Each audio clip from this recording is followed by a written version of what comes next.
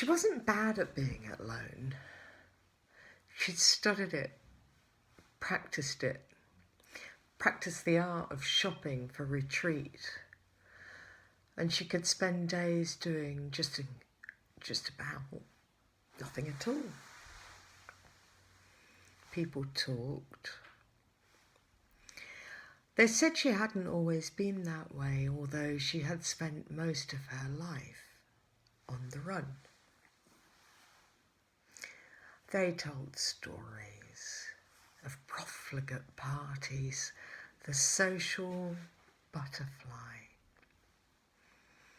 addicted to entertaining, and later afterwards how she'd shut herself in with a bottle. It was understandable.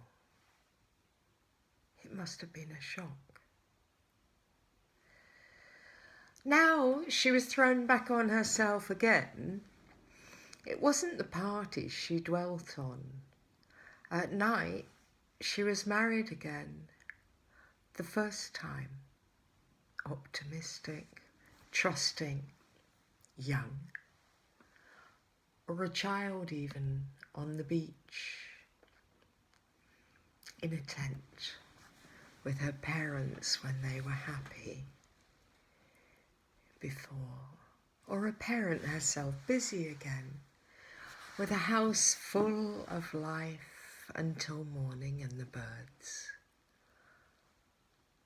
The throb of commuting now quietened, neighbours still. The silence before the radio's abrupt intrusion, a stark reminder that they had all gone now. She was utterly alone. It had started again, the reaching for, clawing at the possibility of love, for attention, but no one must know. If anybody discovered, and lately there had been a few close shaves, all of her own making, on YouTube. Well, if it were found out that she hadn't been entirely straight, it was a risk. Life is admittedly full of risk. Safe lives, she thought, were half-lives, wasted lives. You had to take a punt on chance. She'd read somewhere it was Purple Day. Everyone should wear purple to show support for, raise awareness of.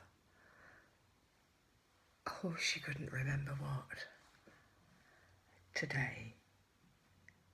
She'd dress up again in a minute. She'd dress up again today. But there was little point of a bath. Was there any real need? Not now. Now everything had changed. The purple dress had seen much better days. Days she wondered if anyone still thought of. She'd shredded the photographs, burnt his letters. Even that last, which now she wished she'd kept, for analysis, to read between the lines. And the gold boots, she'd wrapped them in taffeta, a memory in a trunk. She knew just where they were, and as she tugged at the zip, she felt him again, toppling her over. She'd reached the age when you have to sit down to put your shoes on. Even then, he hadn't. And of course, never would. The dress and the taffeta shawl hung from her wasting shoulders, alive with dreams that were of course now nothing but that, memories of promises. And well, and she thought she'd never recover from the shock then. But of course she had now. She was not bad at being alone.